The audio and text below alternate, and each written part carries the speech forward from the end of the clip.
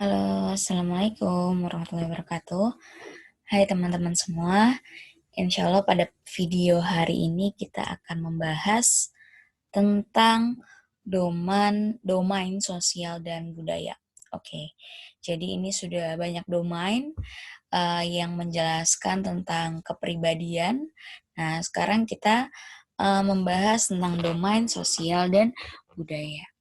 Nah, pada domain ini kita bisa melihat atau kita akan mempelajari bagaimana kepribadian itu dapat dipengaruhi oleh institusi sosial, peran, maupun harapan-harapan sosial. Oke, selanjutnya kita lanjut saja. Nah, ini dia. Jadi teman-teman, menurut domain sosial dan budaya, kepribadian mempengaruhi dan dipengaruhi oleh konteks sosial dan budaya. Konteks sosial dan budaya yang berbeda membuat perbedaan kepribadian yang termanifestasi dalam perilaku. Gitu ya. Oke, ini adalah salah satu contoh. Jadi ada sebuah suku yang bernama suku Indian Yanomamo di Venezuela. Nah, dalam hal ini seorang laki-laki dianggap sebagai laki-laki ibarat dianggap keren atau dianggap sudah dapat dipertimbangkan ketika dia telah mampu membunuh laki-laki yang lain. Dan dengan hal itu artinya agresivitas laki-laki menjadi value atau menjadi sesuatu hal yang penting gitu ya bagi masyarakat, bagi pandangan budaya dalam suku Indian Yanomamo ini. Nah, selanjutnya ada lagi suku Ikung San di Botswana, berbeda dengan suku Indian Yanomamo yang menjunjung tinggi agresivitas gitu ya. Nah, suku Kungsan di Botswana ini sangat menjunjung tinggi perdamaian dan keramahan sehingga akhirnya agresivitas itu menjadi sesuatu hal yang dilarang atau uh, tidak tidak menyenangkan gitu ya. Sehingga akhirnya orang yang melakukan perilaku agresif ini dianggap memalukan dan memberikan rasa malu kepada pelakunya. Nah, dari dua hal ini tentu akan berbeda kepribadian apa yang akan berkembang seperti itu. Menurut domain ini, kepribadian dipengaruhi oleh dan diekspresikan melalui institusi sosial. Jadi, pertama dia dipengaruhi itu berarti kurang lebih seperti contoh di atas dan diekspresikan melalui institusi sosial, peran dan harapan sosial dan relasi dengan orang lain dalam kehidupannya. Jadi kepribadian kita itu tidak hanya tersimpan pada diri kita saja, tapi itu terungkap, terlihat dalam bagaimana kita berinteraksi, bagaimana kita memenuhi peran-peran sosial kita, bagaimana kita memenuhi harapan-harapan sosial, dan bagaimana kita melakukan hubungan komunikasi, membangun hubungan dengan orang lain dalam kehidupan kita. Nah, dalam hal ini kita akan membahas kepribadian berdasarkan 3 aspek, yaitu interaksi sosial, gender, dan budaya dalam kepribadian. Oke, kita lanjut. Oke, pembahasan yang pertama adalah kepribadian dan interaksi sosial. Jadi kepribadian mempengaruhi situasi interpersonal, karakteristik diri kita mempengaruhi cara kita berinteraksi dengan orang lain. Dalam hal ini ada pengaruh timbal balik antara kepribadian dan situasi sosial. Apa sih yang disebut sebagai timbal balik? Jadi, kepribadian mempengaruhi situasi sosial dan situasi sosial juga dapat mempengaruhi kepribadian. Maka disebut sebagai pengaruh timbal balik gitu. Oke, nah ini ada 3 mekanisme kepribadian berinteraksi sosial dengan situasi interpersonal. Situasi interpersonal adalah situasi bagaimana kita berhubungan dengan orang lain. Mekanisme yang pertama adalah seleksi, mekanisme yang kedua adalah evokasi, dan mekanisme yang ketiga adalah manipulasi. Seleksi ini berkaitan dengan karakteristik kepribadian orang lain mempengaruhi keputusan apakah kita akan menyeleksi mereka sebagai teman, pasangan, dan sebagainya. Juga orang dapat mempengaruhi kepribadian tertentu mencari dan menghindari situasi sosial secara selektif. Yang kedua, evokasi adalah kualitas kepribadian orang lain membangkitkan respon tertentu dalam diri kita, begitu juga sebaliknya. Respon kita akhirnya membangkitkan kepribadian orang lain, gitu ya. Kepribadian kita membangkitkan respon tertentu dari orang lain, gitu. Oke, yang selanjutnya adalah yang ketiga, manipulasi, yaitu kepribadian berhubungan dengan bagaimana kita mempengaruhi atau dimanipulasi atau memanipulasi orang lain. Oke, kita mulai bahas dari pembahasan seleksi. Nah, karakteristik yang diharapkan pada pasangan. Jadi ketika kita melakukan seleksi gitu ya, kita sesungguhnya akan melakukan seleksi pada orang-orang yang akan masuk ke dalam kehidupan kita. Nah, dalam hal ini yang diambil adalah contohnya dalam pasangan. Bentuk seleksi dalam hal ini seperti apa? Jadi gini, karakteristik kepribadian berperan penting sebagai pertimbangan dalam memilih pasangan. Berdasarkan penelitian yang sudah ada bahwa di 33 negara, seseorang akan memilih pasangan dengan karakteristik yang saling tertarik atau saling mencintai, bisa diandalkan, stabil secara emosi, dan menyenangkan. Nah, tiga karakteristik ini, yaitu bisa diandalkan, stabil secara emosi, dan menyenangkan, adalah karakteristik yang sifatnya kepribadian. Nah, pada penelitian lain, ditemukan bahwa orang-orang yang memilih pasangan, orang-orang itu ketika memilih pasangan akan cenderung memilih karakteristik atau tiga kepribadian ini yang tinggi gitu ya. Misalnya agreeableness-nya tinggi gitu ya, dapat diandalkan, conscientiousness-nya tinggi, kemudian stabil secara emosi.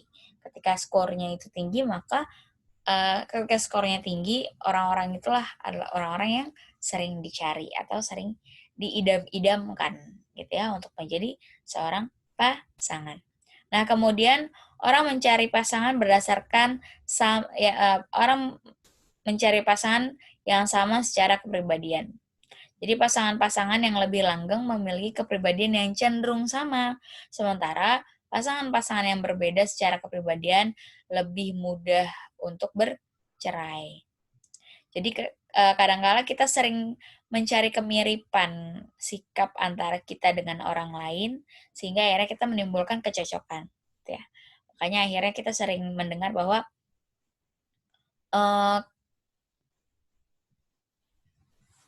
perceraian itu terkadang timbul akibat tidak adanya kecocokan, gitu ya.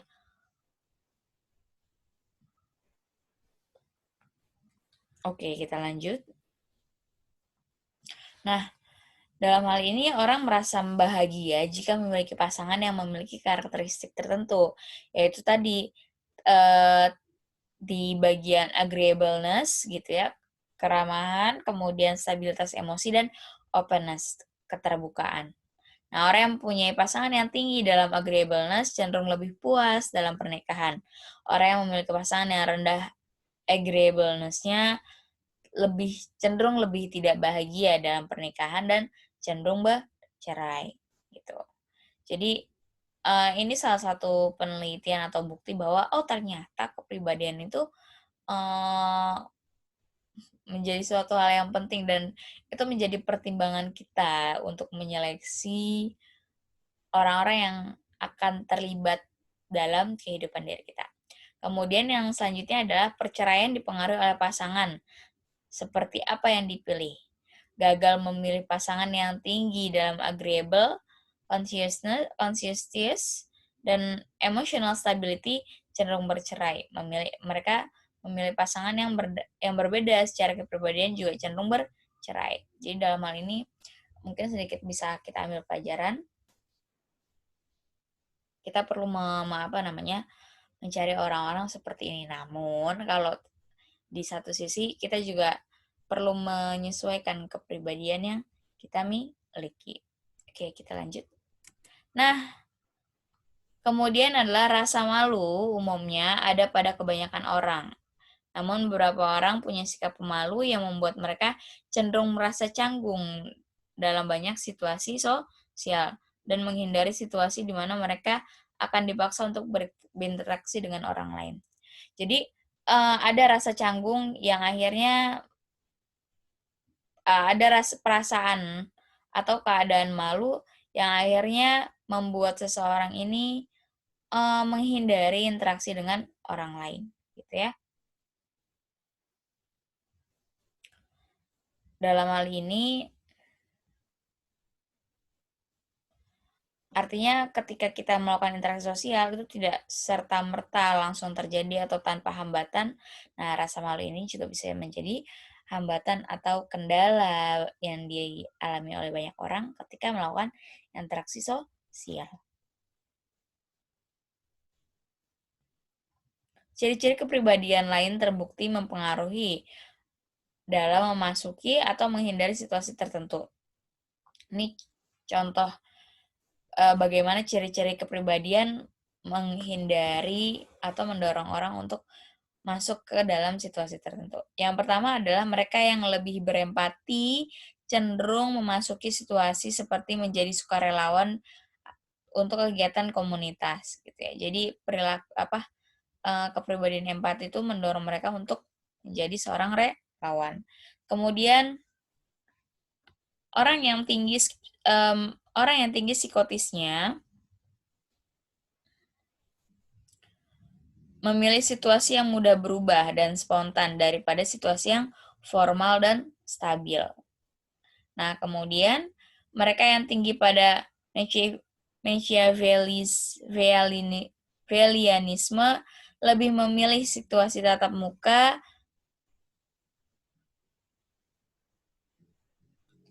karena kesempatan tersebut lebih banyak kemungkinan mereka untuk dapat melakukan manipulasi untuk mempengaruhi orang lain.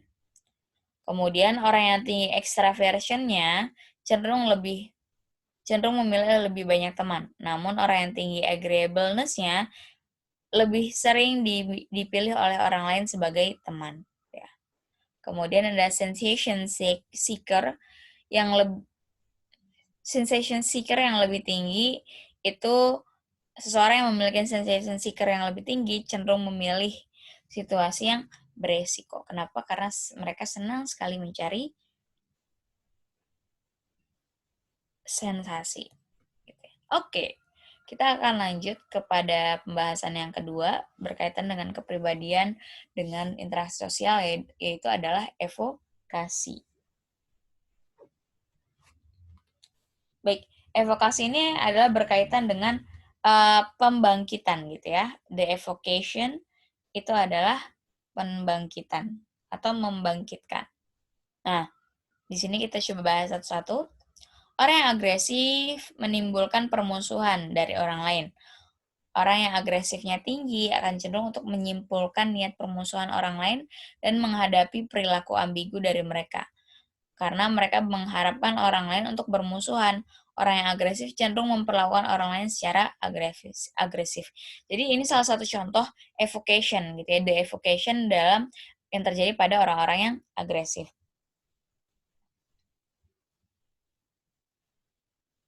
Nah, di sini ketika seorang yang agresif gitu ya, karena dia agresif, kemudian cenderung akhirnya memperlakukan orang lain secara agresif, maka dia membangkitkan gitu ya, membangkitkan agresivitas dan permusuhan dari orang lain kepada dirinya.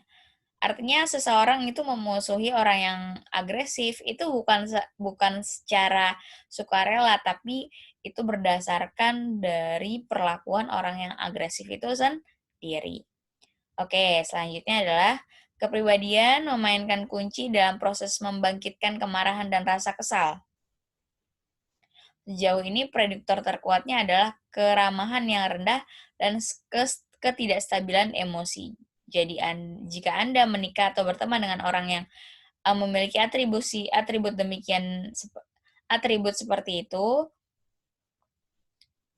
mereka akan cenderung berperilaku membangkitkan amarah dan rasa kesal Anda, gitu ya. Nah, kalau tadi terkait dengan agresif, kalau yang sekarang berkaitan dengan kemarahan dan rasa kesal. Jadi, seseorang yang tidak ramah atau memiliki kestabilan emosi yang rendah itu cenderung akan mudah memancing kemarahan orang lain, atau bisa dikatakan cenderung, eee, akan mudah untuk membangkitkan amarah dan rasa kesal kita, gitu ya. Jadi, eee, bagaimana perilaku orang lain atau bagaimana kepribadian orang lain itu membangkitkan amarah dan rasa kesal kita. Oke. Nah, di sini kepribadian seseorang dapat membangkitkan rasa suka, senang, dan atau rasa sakit pada orang lain. Beberapa kepribadian yang secara konsisten membangkitkan rasa suka kepada orang lain diantaranya adalah agreeableness, ekstraversi, kejujuran, atau kerendahan hati. Dan sebaliknya, orang yang rendah dalam agreeableness, kejujuran, kerendahan hati, ini membangkitkan rasa sakit pada orang lain. Mereka menyebabkan orang yang tersinggung, kesal, bahkan merasa takut dan terintimidasi. Jadi kalau seumpamanya, teman-teman ini gini, contoh ya, ada seorang karyawan, dia itu jujur dan rendah hati gitu kan, kemudian, ramah. Nah, ketika dia memiliki karakteristik tersebut, maka orang lain akan memunculkan perasaan senang, suka, dan menganggap bahwa orang tersebut adalah seseorang yang menyenangkan, gitu ya. Sehingga akhirnya memunculkan rasa suka dan rasa senang. Nah, begitu pula dengan sebaliknya, ketika misalnya kita bertemu dengan seorang teman kita yang tidak jujur, kemudian tidak ramah, maka yang terjadi adalah kita menjadi seseorang yang tersinggung atas perilakunya tersebut, gitu. Kemudian yang selanjutnya adalah evokasi melalui ekspektansi confirmation, di mana kepercayaan orang lain terhadap karakteristik kepribadian seseorang menyebabkan mereka membangkitkan tindakan seseorang tersebut yang konsisten dalam keyakinan awal. Oke, bingung nggak ya? Nah, jadi maksudnya kayak gini, semisal kita itu sering dikenal seseorang sebagai seorang yang ramah, sebagai seseorang yang eee, ceria gitu ya. Nah, ketika kita tahu kita dikenal sebagai demikian, maka ketika kita bertemu dengan orang lain, kita akan berusaha untuk memenuhi, gambaran kepribadian tersebut, gitu. Kita akan berusaha untuk menjadi seorang yang ceria, menjadi seorang yang ramah, gitu. Oke, nah yang ketiga adalah manipulasi. Jadi, saya ingetin lagi ya, jadi manipulasi ini adalah semua cara yang dilakukan oleh Eee, de semua siaran dilakukan dengan sengaja untuk mempengaruhi untuk mengubah perilaku orang lain. Nah, dalam hal ini ada penelitian yang menemukan bahwa, ada 11 jenis manipulasi, gitu ya. Nah, manipulasi ini juga dipandang berdasarkan, gender. Wanita dan pria sama-sama memiliki hampir semua taktik manipulasi. Hanya ada satu pengecualian kecil, yaitu taktik regresi. Dalam sampel pasangan yang berpacaran dan pasangan menikah, perempuan lebih banyak dibandingkan laki-laki dalam melakukan, taktik regresi ini, gitu ya. Jadi, taktik manipulasi dari 11 itu hampir 10-10-nya ada. Tapi kalau misalnya, apa namanya, yang ke-11 gitu ya, ada satu taktik yang hanya dimiliki atau cenderung untuk dilakukan oleh perempuan, yaitu taktik regresi.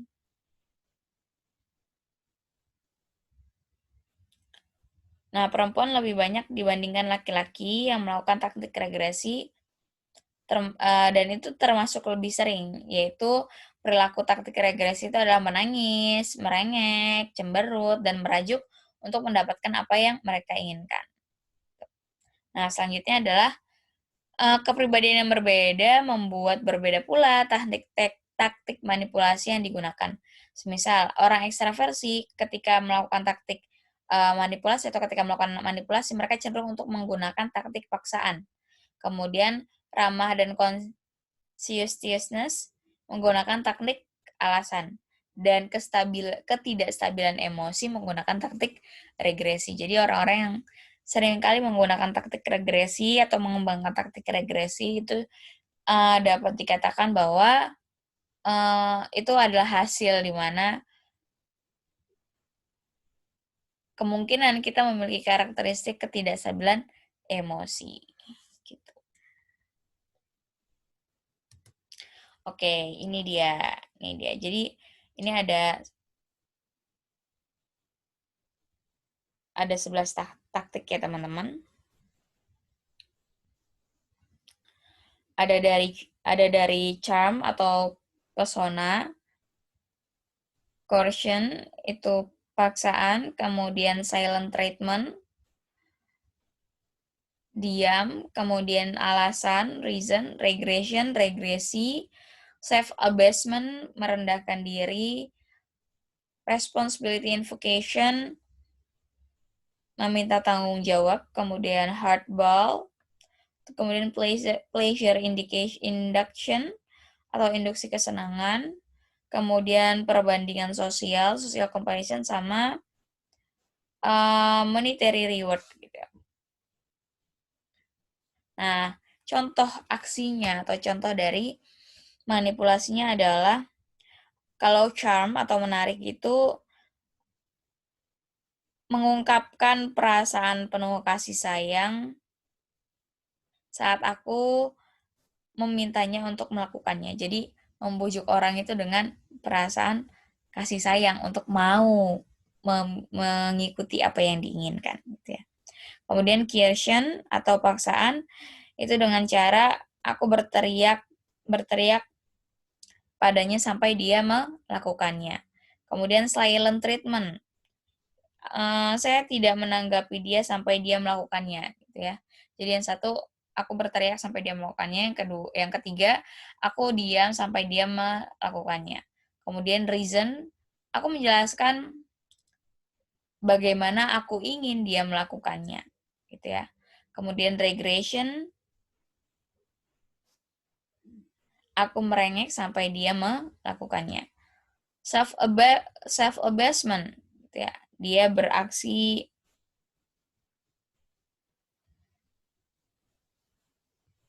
submisif, jadi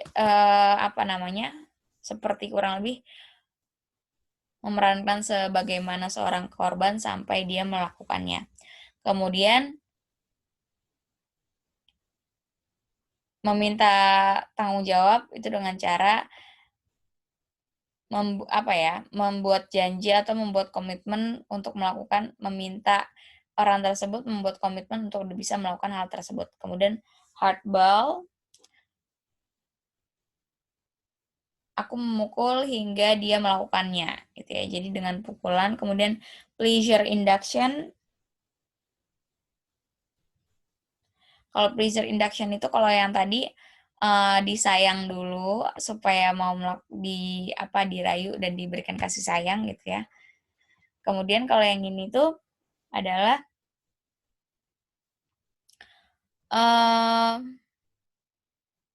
dia menunjukkan bagaimana hal tersebut menyenangkan untuk dilakukan. Gitu. Kemudian ada social comparison atau perbandingan sosial. Dia mengatakan bahwa saya mengatakan kepadanya bahwa semua orang melakukannya. Gitu ya. Jadi supaya ada tekanan dan bahwa orang ini aneh kalau misalnya nggak melakukan hal tersebut. Nah, kemudian yang selanjutnya adalah menawarkan uang kepadanya sampai ia mau melakukannya. Gitu.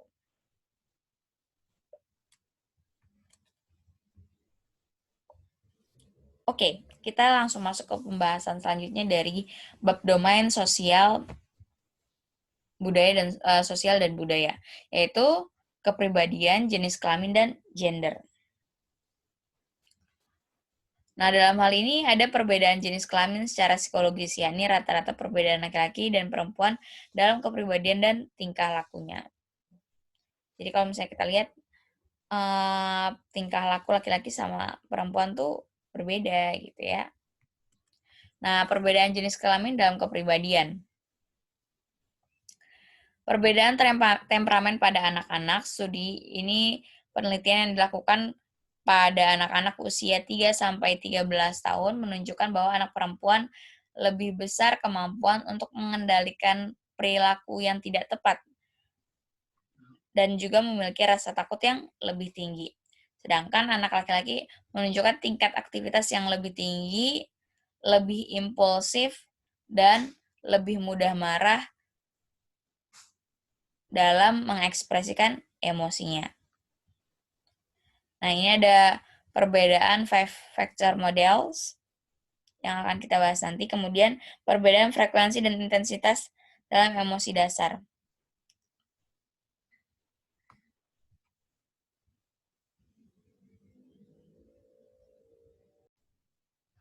Baik, dalam hal ini frekuensi ataupun intensitas dari emosi dasar adalah laki-laki cenderung memiliki emosi yang agresivitas secara fisik, tegas, kemudian memiliki kecenderungan seksualitas kasual. Sedangkan emosi dasar pada perempuan adalah kecemasan, kemudian baik hati dan kelembutan gitu. Nah, kemudian perbedaan dalam beberapa dimensi kepribadian, misalnya self-esteem laki-laki lebih tinggi, dan paling besar perbedaannya terjadi pada usia remaja dibandingkan perempuan. Laki-laki lebih tinggi dalam dorongan seksualitas, dan perempuan lebih tinggi dalam investasi emosional, seperti mencintai, romantis, dan penyayang. Jadi, lebih banyak untuk merawat gitu ya, merawat hubungan. Oke, ini dia. Effect sizes for genders different and facets of personality within the 5 factor models. Nah, ini dia.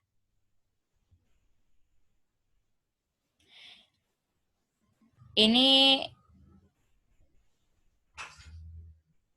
ketika angkanya negatif, maka berarti dikatakan bahwa skor perempuan itu jauh lebih tinggi daripada laki-laki, sedangkan yang positif itu skor laki-laki lebih tinggi daripada perempuan.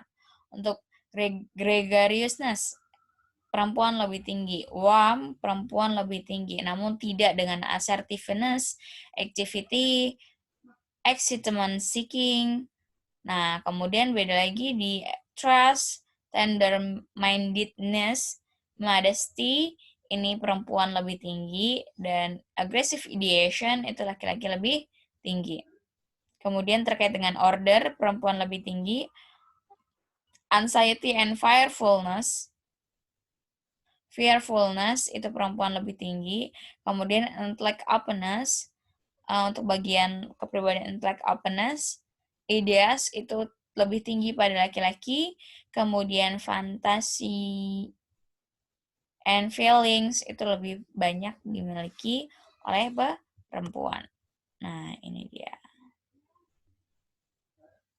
6 different experiences of emotion. Apa saja yang dilihat emosinya?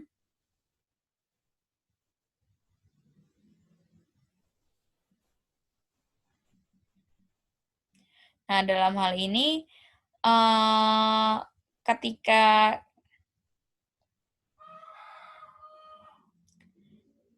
ketika nilainya positif gitu ya. Nah, diindikasikan bahwa perempuan itu lebih sering melakukan hal ini daripada laki-laki. Semisal positive emotion, kemudian affection, kemudian joy, kemudian contentment, kemudian negative emotion, fear, anger, sadness, and guilt. Nah, di sini perasaan-perasaan inilah yang diidentifikasi apakah ada lebih banyak atau lebih sering dialami dan dirasakan oleh perempuan daripada laki-laki. Dari segi frekuensi juga lebih sering, dari segi intensitas juga lebih sering. Oke. Nah, dalam hal ini peran jenis kelamin saya bacakan. Jadi mulanya pada tahun 1930-an perbedaan jenis kelamin ini digambarkan dalam satu dimensi kepribadian, yaitu disebut sebagai maskulinitas dan feminitas gitu ya. Maskulinitas itu laki-laki dan feminitas itu perempuan. Orang yang tinggi maskulinitasnya berarti rendah feminitasnya atau sebaliknya. Jadi nggak ada yang sama-sama tinggi, tapi masing-masing dari itu harus tinggi dan harus rendah. Kemudian pada tahun 1970, seiring tumbuhnya gerakan feminisme, pandangan di atas kemudian ditentang dengan menyatakan bahwa feminitas dan maskulinitas bersifat independen satu sama lain. Orang bisa tinggi hanya di salah satu saja, rendah di dua-duanya, bisa juga tinggi keduanya dan atau yang disebut sebagai androgini. Jadi muncul istilah androgini yang itu adalah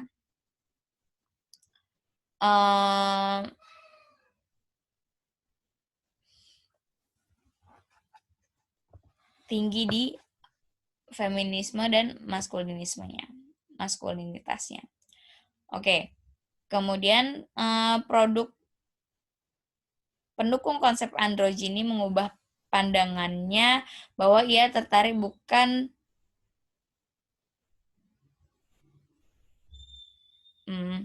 pandangannya yang terbaik gitu ya.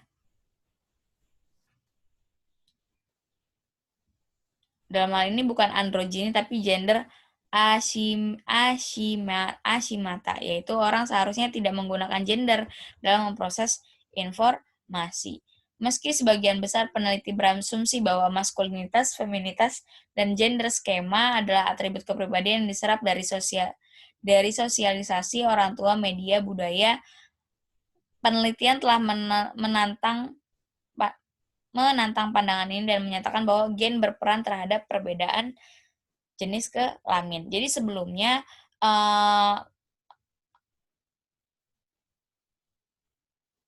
kepribadian seseorang yang berkaitan dengan gender ini dipengaruhi oleh sosialisasi orang tua, media, dan budaya, bagaimana mereka menggambarkan dan mengharapkan atau membuat standar tentang bagaimana laki-laki dan bagaimana perempuan. Nah, dalam hal ini peneliti yang lain atau ya terdapat penelitian yang menentang pandangan ini dan menyatakan bahwa sesungguhnya gen itu berperan penting terhadap perbedaan peran jenis kelamin gitu ya. Jadi bukan lebih kepada jenis kelaminnya tapi lebih kepada peran jenis kelamin. Nah, itu ada yang mengatakan berdasarkan biologik atau berdasarkan gender atau berdasarkan sosial, yaitu dari sosialisasi orang tua, media, dan budaya. Oke, nah ini dia. Peran jenis kelamin dan stereotype gender. Nah, hal ini stereotype gender adalah keyakinan yang kita pegang tentang pandangan kepada laki-laki dan perempuan meskipun tidak akurat. Jadi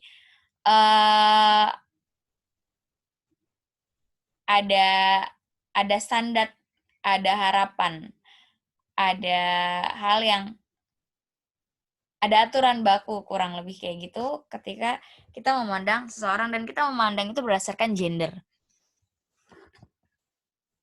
Coba kita baca sampai akhir dulu. Nah, di sini ada 3 komponen stereotype gender, yaitu berdasarkan kognitif, afektif, dan tingkah laku. Jadi, pertama kognitif kita membuat berbagai kategori. Misal, ayah yang baik itu adalah seperti ini, seperti ini, seperti ini. Nah, itu adalah stereotype gender, dan ibu yang baik adalah seperti ini, seperti ini, seperti ini. Dan ini ketika kita melakukan standarisasi atau pengelompokan ini, maka kita setelah melakukan komponen stereotype gender dengan komponen kognitif. Nah, kemudian ada lagi afektif. Jadi, bagaimana kita respon afektif kita terhadap kategori tersebut. Misal, kita melihat bahwa orang yang gemuk itu adalah orang yang ramah gitu ya. Orang yang ramah itu adalah seperti ini, seperti ini, seperti ini. Dan kita akan berperilaku atau senang bertemu dengan orang seperti hal tersebut gitu ya, seperti standarnya atau cirinya memiliki hal tersebut karena berdasarkan dari kategori yang kita buat tadi. Kemudian tingkah laku. Nah, respon perilaku kita terhadap kategori tersebut. Bisa jadi responnya positif, bisa jadi responnya negatif, tergantung kategorisasi yang kita perbuat. Isi stereotip gender sama lintas budaya. Penelitian di 30 negara menemukan laki-laki umumnya dipandang lebih agresif, otonom, dan berorientasi pada prestasi, dominan, dan ketekunan. Sementara wanita biasanya dipandang lebih afiliatif, penuh hormat, pengasuh, dan merendahkan diri. Laki-laki lebih instrumental, lebih independen terhadap kelompok, sedangkan wanita lebih komunal dan berorientasi kepada kelompok. Nah, ini salah satu bentuk stereotip gender gitu ya. Oh iya, laki-laki itu kesannya lebih agresif, otonom, berorientasi pada prestasi, dominan dan tekun. Terus kalau misalnya perempuan itu lebih stereotipnya lebih afiliatif, penuh hormat, mengasuh, lembut, dan merendahkan diri. Nah, di sini ada beragam teori terkait dengan perbedaan jenis kelamin. Pertama adalah teori sosialisasi, kemudian teori hormonal, dan teori psikologi evolusioner. Teori sosialisasi yaitu adalah ini juga termasuk teori belajar dan teori peran sosial. Jadi perbedaan jenis kelamin muncul karena pria dan wanita belajar dari lingkungan sosial, baik ortu, guru, maupun media. Contohnya, pria main mobil-mobilan, wanita main boneka. Kemudian pria berwarna biru, kemudian perempuan atau wanita berwarna pink. Kemudian banyak lagi contohnya ya.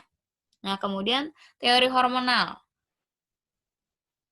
Pria dan wanita berbeda bukan karena lingkungan sosialnya, tetapi lebih kepada perbedaan hormon yang mereka miliki. Apa itu hormon? Yaitu hormon testosteron dan hormon estrogen. Itu ya. Nah, hormon itulah yang akhirnya mempengaruhi kepribadian dan perbedaan-perbedaan yang ada pada masing-masing jenis kelamin tersebut. Ada juga teori psikologi evolusioner. Pria dan wanita hanya berbeda dalam beberapa domain kepribadian dan menunjukkan kesamaan yang sama di sebagian besar domain.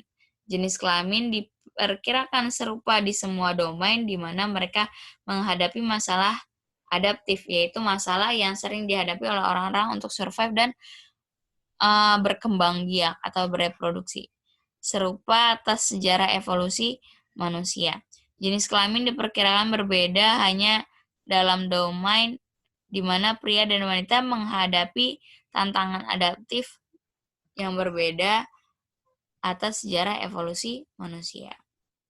Jadi ada kilas balik sejarah evolusi manusia itu ya. Oke, selanjutnya adalah kepribadian dan budaya. Nah, dalam hal ini beberapa aspek kepribadian termasuk sikap, nilai, dan konsep diri sangat tinggi dipengaruhi oleh budaya. Tetapi aspek kepribadian lainnya bersifat universal Dan ciri-ciri itu dibagikan oleh semua orang dimanapun. Pertanyaannya bagaimana orang dari budaya yang berbeda-beda, bagaimana orang yang budayanya berbeda, berbeda pula dalam kepribadian, dan bagaimana orang yang sama budaya menunjukkan kepribadian yang sama. Nah, di sini ada 3 pendekatan utama untuk menjelaskan perbedaan tersebut atau kepribadian lintas budaya. Yang pertama adalah budaya yang ditimbulkan atau evoke culture, yaitu perbedaan budaya diciptakan oleh kondisi lingkungan yang berbeda sehingga mengaktifkan serangkaian respon yang dapat diprediksi. Jadi,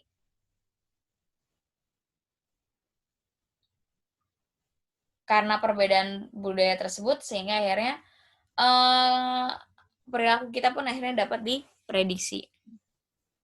Budaya ditransmisikan atau transmitted culture terdiri dari ide, nilai, sikap, dan keyakinan yang awalnya ada dalam pikiran satu orang, kemudian ditransmisikan ke pikiran orang lain melalui interaksi. Jadi menularkan ide, menularkan konsep, menularkan gambaran ideal tentang seseorang atau orang dengan kepribadian tertentu atau kepribadian ideal yang dimiliki untuk memenuhi peran tertentu gitu ya. Nah, caranya dengan cara dialog atau diskusi. Oke, selanjutnya adalah kebudayaan universal. Pendekatan ini berusaha mengidentifikasi ciri-ciri kepribadian yang tampak universal atau ada di sebagian besar atau semua bagian manusia. Jadi ini untuk menggambarkan kepribadian yang sifatnya umum-umum saja. Oke, nah ini kita lanjut. Evoke culture. Nah, ini contoh-contoh dari evoke culture. Yang pertama adalah kerjasama dan berbagi. Sejauh mana kelompok dan masyarakat berbagi dan bekerja sama bergantung pada kondisi lingkungan seperti ketersediaan makanan. Kemudian pengasuhan dan strategi menjalin hubungan. Anak yang diasuh dengan kasar, banyak penolakan, dan tidak konsisten, serta berada dalam keluarga yang bertikai membuat anak menjadi impulsif dan menjalin hubungan lawan jenis lebih dini. Sebaliknya, anak yang diasuh dengan responsif dan suportif dan berada pada keluarga yang harmonis cenderung lebih disiplin, lebih komitmen dalam menjalin hubungan, serta memiliki pernikahan yang lebih stabil. Kemudian culture of honor. Dalam budaya ini, penghinaan dipandang salah satu budaya, dan dalam hal ini penghinaan dipandang sebagai tantangan publik yang sangat ofensif dan sangat masif yang harus dihadapi dan dikonfrontasi secara langsung dan sampai melakukan agresi secara fisik. Kemudian ada konsep yang bernama konformitas, yaitu masyarakat yang hidup dengan penyakit menular tinggi cenderung membangkitkan budaya konformis. Karena dengan cara itu masyarakat bisa survive. Jadi konformitas itu adalah keinginan untuk bergabung dan menjadi bagian dari kelompok tersebut. Dan ketika hal itu terjadi, maka seseorang pun juga akan melakukan hal yang sama atau hal yang disukai oleh kelompok tersebut. Gitu. Nah, kemudian transmitted culture. Ini berkaitan dengan nilai moral, konsep diri, dan self-enhancement. Budaya yang berbeda, pertama nilai moral. Budaya yang berbeda-beda membuat nilai moral berbeda-beda. Nilai moral tersebut ditransmisi sejak kecil bukan oleh gen, tapi melalui pengajaran dari orang tua dan guru, melalui proses interaksi. Kemudian konsep diri. Konsep diri berbeda-beda tergantung budayanya. Misalnya, budaya berbeda dalam memandang afiliasi orang dengan kelompoknya, atau independen versus independen. Nah, dalam hal ini konsep diri sangat dipengaruhi oleh lingkungannya. Kemudian ada self-enhancement, yaitu kecenderungan menggambarkan diri sebagai atribut yang positif. Misalnya orang Amerika yang lebih tinggi self-enhancement-nya daripada orang Korea. Jadi, menggambarkan diri sendiri lebih positif. Oke, kemudian adalah cultural universals, yaitu keyakinan tentang karakteristik kepribadian pria dan wanita. Gitu ya. Pria dan wanita memiliki sifat-sifat tertentu yang universal secara budaya atau sama antara laki-laki dan wanita, walaupun budayanya berbeda. Kemudian ekspektasi emosi gitu ya. Ada 6 emosi dasar, yaitu bahagia, sedih, marah, takut, jijik, dan terkejut. Secara universal dikenali oleh orang dalam berbagai budaya. Jadi ekspresi emosi ini tidak hanya dikenal seseorang dari yang ada di budaya tertentu saja, tapi ini dikenali secara umum oleh orang-orang yang berada di berbagai budaya. Nah, kemudian ada kepribadian five factor models, ada universalitas budaya pada 4 faktor dari 5 faktor, yaitu extraversion, agreeableness, conscientiousness, dan stabilitas emosi. Ya. Oke, itu dia materi kita terkait dengan yang namanya domain eh apa? Domain sosial dan budaya. Nah, untuk topik hari ini kita akan membahas 2 domain, jadi nantikan pembahasan 1 domain lagi setelah ini.